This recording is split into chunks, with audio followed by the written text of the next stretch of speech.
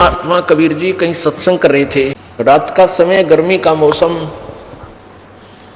और वहीं साथ में किसी एक काशी की सुप्रसिद्ध वैश्या का, गणिका का मकान था।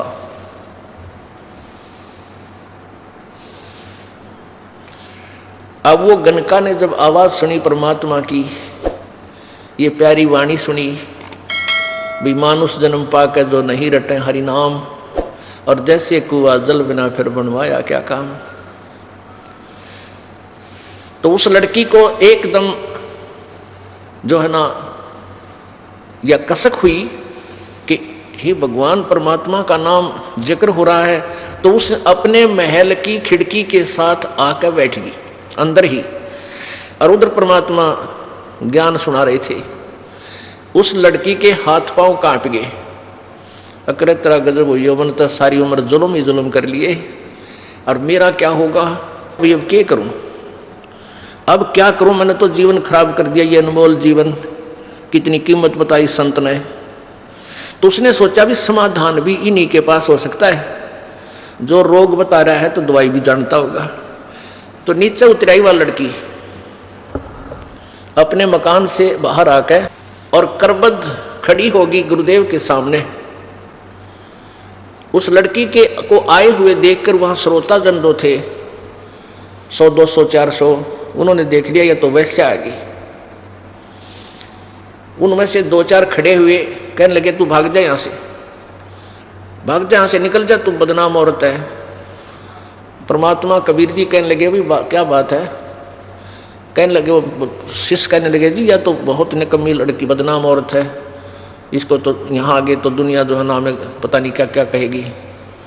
परमात्मा बोले बैठ जा, आजा बेटी इधर आ, हाँ क्या कहना चाहती है। उसने बताया कि परमेश्वर, हे गुरुदेव, आज मैंने आपका सत्संग सुना और ये सामने मेरा मकान है और मैं वैश्या हूँ। परमात्मा आज तक मुझे कोई ये ज्ञान बतानिया नहीं मिला, आज मेरी आत्मा काँप रही है, क्या मेरी जैसी दुष्टा का भी उद्धार हो सकता है।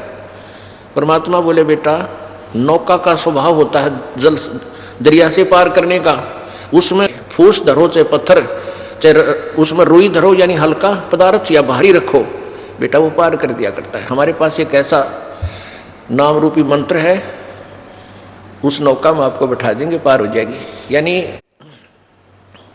कितना ही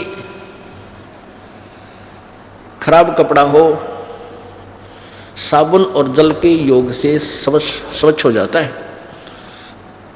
अपनात्मा परमात्मा की वाणी है, भाई कुष्टि होवे संत बंदगी कीजिए, हो वैश्या के विश्वास चरण चित दीजिए। क्या बताते हैं कि कोई साधु संत, कोई भक्त, यदि उसको कोई रोग है, कोढ़ लग रहा, कोढ़ एक घृणित रोग होता है, और उस कहते हैं जब वो कोढ़ भी लग रहा किसी भगत का, उसका नफरत मत करिए, उसको प्रणाम करिए, सच्चाई बोलिए, प्यार दिए उसको, क्योंकि वो भक्त है, वो भक्ति कर रहा है। उसकी आत्मा को ठेस पहुंचाने से आपको हानि घनी हो जाएगी। और वैश्या के विश्वास चरण चित दीजिए। यदि गणिका बहन और उसको भी परमात्मा का विश्वास है, भगवान को चाहने वाली है, उससे नफरत मत करना, उसको एक साधु संत भक्त भाई बहन की तरह डील करना। उससे नफरत करोगे तो वो आएगी नहीं, सत्संग में नहीं आएगी, तो वो सोच कैसे होगा, माने कोई डाकू है, चोर है, शराब पीता है, तम्बाकू प्रयोग करता है, वो सत्संग के वचन नहीं सुनेगा, तो उसको पता कैसे चलेगा ये इतना अवगुण है। और सत्संग रूपी जल में वो आएंगे तो वो साफ होंगे। तो परमात्मा ने बहुत लंबा चौड़ा प्रवचन किया वहाँ उन उपस्थित भक्तों को समझाने के लिए, और कहा बेटी तू उपदेश ले सकती है, लेकिन ये दुष्कर्म छोड़ना पड़ेगा। वो कहने लगी पिता गुरुदेव, आज से ही, कल से ये ताला लोक लग जाएगा इस घर का, यानी आपकी बेटी ये गलत काम नहीं करेगी। तो परमात्मा बोला बेटी नाम ले लिए, उपदेश ले और वहाँ आ जाना। यानी 2-3 सत्संगों में उसको वैसे बुलाया, नाम नहीं दिया कि कहीं या ऊपरले मन तक कहती और फिर सारी गलती करें जावे। तो तीसरे चौथे सत्संग में वो आती रही, ज्ञान सुनती रही, और उधर से उसने वो सारा दुष्कर्म बंद कर दिया। हमारे समाज की एक और विशेषता है कि उस जीवन में उसकी वह फीत तारा ना कर दे जो पहले वो गलती करता है। वह लड़का है या कोई चोर है तो चोर भी उसने फिर भी नहीं कहेंगे वो फलाना चोरा का चोर, और उसको फिर भी गनका ही बोल रहे थे, जबकि उसने सारे दुष्कर्म त्याग दिए थे। अब वो लड़की मालिक के चरणों में उपदेश ले लिया और फिर वो प्रत्येक सत्संग में आने लगी, जहां भी सत्संग हो वहीं पहुंचे, और जो भी उसके पास था वो कोड कमा रखा था, धन सारा भगवान के चरणों में ला कर रख दे, प्रभु सतगुरु उसके भंडारा करवा दे, धर्म पर लगा दे।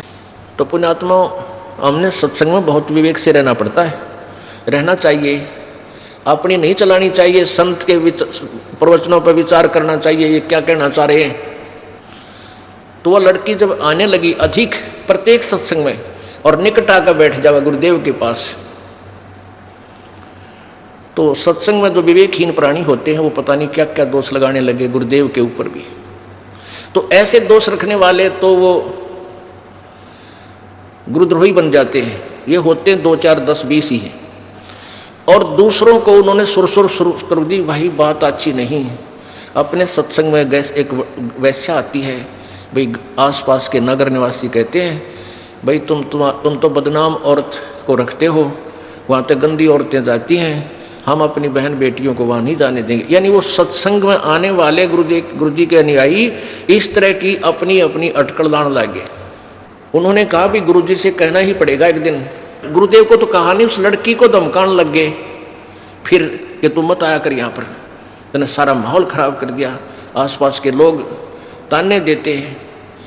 तो उस लड़की ने गुरुदेव से कहा, गुरुदेव ए महाराज जी, अब मैं कहाँ जाऊँ, मुझे रास्ता बताओ प्रभु। परमेश्वर कबीर जी ने कहा, क्या बात बेटी, कि यहाँ सत्संग में आती हूँ तो कुछ भक्तजन मुझे यहाँ आने से रोकते हैं, परेशान करते हैं कि तू बदनाम औरत है, तेने माहौल खराब कर दिया। परमात्मा बोले तू डेली आया कर बेटी, और मेरे निकट बैठा कर यहाँ आकर, कोई बोला मुझे बताना। उसने तो उस समय तो वो नहीं बोले, चुप हो गए। लेकिन धीरे धीरे ऐसा पूरी संगत में हो गया, भाई गुरु जी का तो दिमाग ठीक रहा को ना, भगवान का।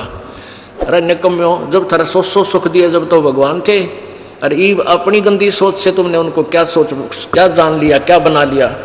अब परमात्मा ने देखा भाई इनको देखता हूँ, ये मेरे कितने भगत हैं, ये मुझे कितना समझा है इन्होंने। परमात्मा क्या बताते हैं, भाई गुरु मानुष कर जानते, ते नर कहिए अंध, ओए दुखी संसार में आगे यम के फंदे। गुरु को जी को हम अपने जैसा समझते हैं, अपने जैसे थे तो तुम्हारे पहले आप पर सुख क्यों ना हो गए भाई। वह परमात्मा क्या कहते हैं, पर्वत पर्वत में फिरा कारण अपने राम, राम जैसे संत मिले जिन सारे सब काम। परमात्मा की तलाश में ना जाने कहाँ कहाँ भटक रहे थे, परमात्मा बता रहे अपने ऊपर उदाहरण दे के। और जब परमात्मा जैसे संत मिल गए, उन्हें सारे सुख दे दिए, तो भगवान है वो। तो परमात्मा कबीर जी ने सोचा लैन की फड़क काट दूं सारी है। तो परमात्मा ने सोचा कि ये सुर सुर सुर कर रहे हैं भाई, गुरुजी तो ऐसे हो गए, अगर गुरुजी वैसा को लाने लग गए, बुलाने लग गए। और परमात्मा और भी लीला की, सत्संग के बाद उस बेटी के घर पे भी जान लाएगी शाम ने। यानी दिन में जैसे अपना दिन से कार्य से फारिग हुए, शाम के समय उस गणका के उस बेटी के उमंग को देख कर, उसकी जिज्ञासा को देखकर उसके आंगन में उनके घर जान लगे और उसको ज्ञान समझाने लगे बेटी को कि बेटा ये भगवान का मार्ग है, दुनिया कुछ भी कहे अपना भक्ति कर परमात्मा के मार्ग पे। परमात्मा के इस भक्ति में ये गुण है कि आपके सर्व पापों का नाश कर देगी और किसी की ना सुनना। अब हम अपने तराजू में तोलते हैं दूसरे को, चोर को सभी चोर नजर आते हैं। एक चोर के घर पे एक रास्ते चलता, कोई नेक आदमी रुक गया। अब चोर ने रोकते लिया, वो पहले उसकी जेब टिटोड़ी, उसमें केवल तम्बाकू पाया, कुछ नहीं पाया, पैसे नहीं थे, राह चलता आदमी बेचारा गरीब था। अब वो नेक आदमी तो सो गया और वो चोर सारी रात जागता रहा कि कहीं रात न तरह चोरी करके ना चला जाए, क्योंकि वो अवगुण उस चोर में विद्यमान था, उस नेक आदमी में नहीं था। वो तो चैनते सो रहा है और वो जो जिसमें दोष था उस नेक आदमी में भी वही दोष देख रहा था कि रात ने उठकर चोरी ना कर ले। तो ऐसे ही हम जैसे हैं, हम दूसरे को उसी तराजू में तोल देते हैं। जैसे ये बेबे लड़ा करें ना बहने आपस में, नो क्या करें, ईसिया नईसिया दिखा करें, यानी नकम्मी औरत होगी तो नो कहेगी तो इसी तो नो क्या करे, वह लड़ा ना करेगा दी समझदार सी, नो कहेगी ईसिया नईसिया दिखा करें। तो जिससे ये इंसान होगा उसने वैसा ही दूसरा दिखाई देगा, उसका अपना अंतःकरण उसमें झांक रहा है। अब वहां जान लग गए तो संगत में और ज्यादा बिजली गिर गई और सब जगह ये चर्चा का विषय बन गया। भाई महाराज जी तो बुढ़ापे में, दिमाग खराब हो गया महाराज जी का तो है, और बहुत गलत हो गया। तो परमात्मा ने सोचा लेन कि माताले बैल की तरह नकती है, सारे दिन स्पीकर बजाए। अब जो सीधे होने होंगे वो हो जाएंगे, ना होंगे तो चल जाएंगे। इनका मैं गाड़ूंगा क्या करूंगा जब इन अपने गुरु पर विश्वास नहीं, ये कहाँ फिर सतलोक जाने योग्य है। अब उनका एक खास शस, विशेष शस और मित्र रविदास जी थे। रविदास जी से कहा कि रविदास जा एक हाथी किराए पे ले आ, और एक दिन का किराया दे दिया उसने और कह दिया भाई हम आप हाँकांगे हाथी ने, आप पीलवान बन जाना ड्राइवर, और ठीक है। अब रविदास जी ने आज्ञा का पालन किया, रुपया 8 जो में एक दिन का किराया था वो हाथी किराए पे ले आया। अब कबीर परमात्मा ने कहा उस लड़की से, वैसा उस बेटी से, क्योंकि गनका नहीं रही थी, समाज फिर भी उसको गनका ही सोच रहा था, कहा बेटी आज तू हर सुंदर, हर बढ़िया गहने पैर और सुंदर श्रृंगार हार करके मेरे साथ चल। अब उस लड़के ने कहा ठीक है पिताजी, जो आपकी आज्ञा, गुरु जी की आज्ञा का पालन करना अति अनिवार्य होता है।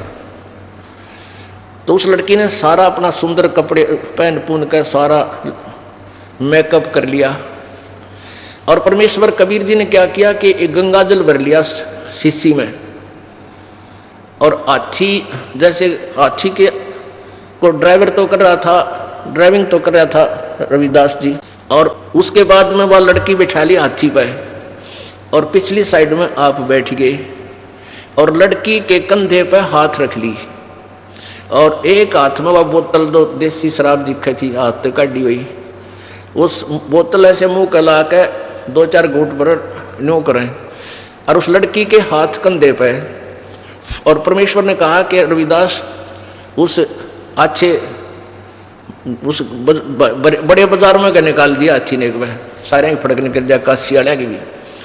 अब ऐसा ही किया, जो घनी अच्छी दुकान थी, बड़ा बाजार था, उसके माँ के और वो दोनों संत और वह बेटी चल रहे हैं। अब जोन सा भी देखा है नो करे यूं क्यों सांग हो रहा है, नो कहीं दानक सब जुलाया कबीर, अरे हम तो पहले कहा करते भाई बिजली गिरेगी उड़े, गंदी औरतें जाती हैं, देखा पार्ट की पुलिस की सरेआम शराब पी गई, इसने पता नहीं तू कहाँ घूम रहा है। इनके तो भाई सत्संग में भी ये जुल्म हुआ करते, हम पहले कहा करते थे। अब वो बुला बुला ला उन चेलों को, कुछ ऐसे भक्त होते हैं उसमें और अच्छी आत्माएं भी थी, वो घनी सी ध्यान नहीं दिया करते बकवाद्या पर, हालांकि मैक्सिमम संगत के अंदर अटपट होगी थी, वह फिर भी उस समय तक विशेष प्रभावित नहीं थे। तो उनको लाओ बुला कर दूसरे लोग क्या जा तो क्या करता भगवान आ रहा है, आज तेरे भगवान ने देखा वहाँ के जुल्म कर दिया, ऐसा सरेआम तो कोई भी ना करा कर वैश्यावर्ती करता जा रहा है।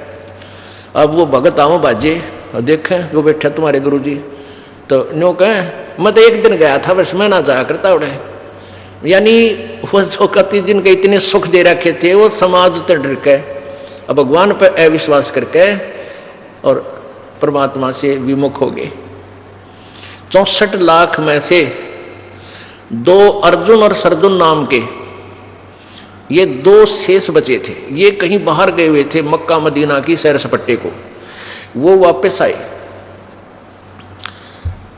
आए तो इब और संगत तो भाग भोगी सारी, कबीर जी द्वारा कोई ना जावे, क्यों उनके सुख खूब हो गए, किसी पर आपत्ति रही कोई ना। यह लास्ट की बात है 10 वर्ष पहले, परमात्मा सतलोक गमन से पहले। और वो परमात्मा ने क्या किया कि वो हाथी पे घूम घाम कर सारी लीला करके, तो परमात्मा कबीर जी प्रतिदिन उस लड़की के घर पर जान लगे, क्योंकि एक दोया की परीक्षा और रह रही थी। वो अर्जुन सर्जुन आए 10, 5, 20 दिन में वापस।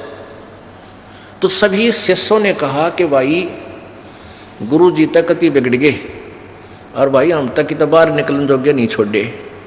ऐसे ऐसे एक वैश्या के पास जाते हैं, और एक दिन तो शराब के नशे में, उन्हें ये भी नहीं पता तू कहाँ घूम रहे हो, और सरे बाजार में उस वैश्या को लिए फिर रहे थे हैं। और भाई गुरु जी पहले वाले कौन रहे?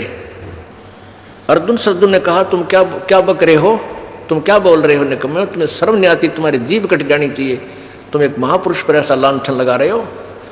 वो कहने लगे तेरा तुम्हें यकीन नहीं? अगर नहीं, हमें कोई यकीन नहीं हो सकता तुम्हारी बातों का, हम उनको बहुत निकट से जानते। अरे तुम नहीं मानते कि नहीं मानते कि आज भी शाम को देख लेना, उनके उसी के पास मिलेंगे। अब अर्जुन सर्जुन ने सोचा भी जय आज भी गुरुजी हमें वहाँ मिल गए था, फिर तो बात अब झूठी तो नहीं हो सकती। अब शाम के समय वो गए, गर्मियों का दिन, आंगन में बैठे गुरुजी परमात्मा चारपाई पर, वह बेटी बैठी नीचे और परमात्मा के पैर दबा रही, और परमात्मा कबीर जी उनको ज्ञान सुना रहा अपनी बेटी को। अब अर्जुन सर्जुन ने झांक कर देखा, नु सामने बैठे होता है, एक बात आगे नहीं निकल गए। फिर सोचा भाई जकर तक करना चाहिए, ये तो बात बिगड़ गई, गुरुजी बदनाम हो जाएंगे यहाँ बैठने से। तो दोनों अंदर आगे, उनका पहले वाला भाव नहीं था। दोनों ने फिर भी कुछ शिष्टाचार का सहारा लेते हुए कहा कि गुरुदेव आपको यहाँ नहीं बैठना चाहिए, ये तो एक बदनाम औरत का द्वार है, प्रभु आप जैसे महापुरुष बदनाम हो जाएंगे। तो परमात्मा ने कहा कि अर्जुन सर्जुन तुम्हारी बुद्धि भ्रष्ट होली भाई, अब तुम मेरे शिष्य नहीं रहे, मेरे गुरु हो गए। जब तुम मुझे शिक्षा दे रहे हो, भाग यहाँ से, भाग जाओ यहाँ से। अब क्या कहा परमात्मा ने? कहा कि ऊंच नीच में हम रहें, ये तो हाड चाम की दे, अर्जुन सर्जुन समझियो तुम करियो शब्द स्नेह। अब अर्जुन सर्जुन की कुछ अच्छी किस्मत थी, वो जान गए कि तुमने तो बात बिगाड़ दी, ने कम इतना ज्ञान दिया करते परमात्मा डेली, और आज ये ऐसा हो सकता है। फिर उनकी बुद्धि मत आ गया बात, लेकिन बात बिगड़ चुकी थी। दोनों ने पैर पकड़ दिए परमात्मा के और कहा परमेश्वर हम पापियों को माफ कर दो, हम पापियों को माफ कर दो। अन्य वो जो 64 लाख का टोल था, उन्होंने तो माफी भी ना मांगी, और उन दोनों ने आकर अक्षमा याचना की। परमात्मा बोले भाई बात सुन ले। कहते हैं जैसे कवि का एक दोहा है कि ये धागा प्रेम का मत तोड़ो चटकाए, और टूटे तो फिर मिले, नहीं मिले तो गांठ पड़ जावे। अब गुरु शिष्य का जो नाता ये बहुत नाजुक होता है। अभी तक तुम मुझे ईश्वर समझ रहे थे, ईश्वर नहीं समझ रहे थे, परमेश्वर की शक्ति से युक्त जरूर मानो थे, और उस भाव से तुम चलते रहते तो तुम्हारा कल्याण होता। अब अर्जुन सर्जुन तुम मेरे इस शरीर से मोक्ष प्राप्त नहीं कर सकते, कितनी नम्रता कर लो और कितना तुम माफी मांग लो, तुम्हारे अंदर दोष घर कर चुका है। अब मैं तुम मेरे इस शरीर से पार नहीं हो सकते, तुम्हारा वो भाव नहीं बन सकता। अब वो भी मान गए इस बात ने, कहा हाँ गुरुदेव बात तो आपकी नो की नो है, पर परमात्मा आपने ऐसा ज्ञान दे दिया, अब हम मरण के रहे ना जीण के। हे परमात्मा जब दूसरा जन्म हो गया हम पापियों का, आप ही रोज बताते हो, ना जाने कहाँ पटकेगा ये काल, ना जाने किसी लोक में पहुंचा दे, ऊपर देवता अपने अंडे ना धक्के खाते फिर अपने मलाई खत्म करके फिर आ जाए। हे परमात्मा हम दूसरा जन्म नहीं चाहते। खूब बुरी तरह रोने लगे, यानी उन्हें हृदय से रोना शुरू कर दिया, और काफी देर तक आंसुओं से कपड़े भी लिए। तब परमात्मा ने कहा बेटा तुम्हें इसी शरीर में पार करूंगा, पर मैं फिर कोई और लीला करूंगा। कहने लगा प्रभु कितना समय लगेगा? कि समय लगेगा अभी, सैकड़ों वर्ष और लगेंगे। हे परमात्मा, क्या हम उस समय तक जीवित रह सकते हैं? परमात्मा बोले ये तुम्हारा काम नहीं, ये हमारा काम है। और उनको कहा कि मैं इस दिल्ली से 30 मील की पश्चिम की ओर, 30 मील पश्चिम की ओर किसी गांव में मेरी प्यारी आत्मा आवेगी और उसको मैं जाकर के मिलूंगा, उसको उपदेश का आदेश दूंगा। आप उससे उपदेश लेकर तुम फिर अपना कल्याण करा सकोगे इसी जीवन में। अपने आत्माओं, सन 1518 में परमात्मा सह शरीर चले गए थे। सन 1727 में, सन 1727 में परमात्मा कबीर जी अपनी प्यारी आत्मा गरीबदास साहिब जी को छुड़ानी गांव, जिला झज्जर, हरियाणा में आकर मिले थे और उनको सतलोक की पूरी परिभाषा ऊपर दिखाई थी, समझाई थी और फिर उस आत्मा को, गरीबदास साहिब जी की आत्मा को वापस छोड़ा था। तो सपने में उनको जिस दिन वो परमात्मा आकर जा चुके, गरीबदास जी को आदेश देकर चले गए। उस रात्रि में स्वप्न में कबीर जी, वो परमात्मा उसी रूप में उन दोनों को दर्शन दिया कि तुम वहाँ छुड़ानी गांव में जाओ, वहाँ गरीबदास नाम के एक भक्त हैं, उनको मैंने आदेश दे दिया है, तुम उनको उससे उपदेश ले लो। अब दोनों सुबह उठे, सूते, दोनों ने एक दूसरे को बताया कि गुरुजी दिखे थे और ये कह रहे थे कि छुड़ानी में हमने उस तुम्हारा प्रबंध कर दिया है। गरीबदास जी से उपदेश लिया, फिर कहा प्रभु हम तो फिर कहाँ जाएंगे, आपके चरणों में यही रहेंगे। तो वो दोनों वही रख दिए, गरीबदास जी ने अपने पास रख लिए और 6-7 महीने वो जीवित रहे और उनका वो फिर दोबारा बैटरी चार्ज होगी और उसी जन्म में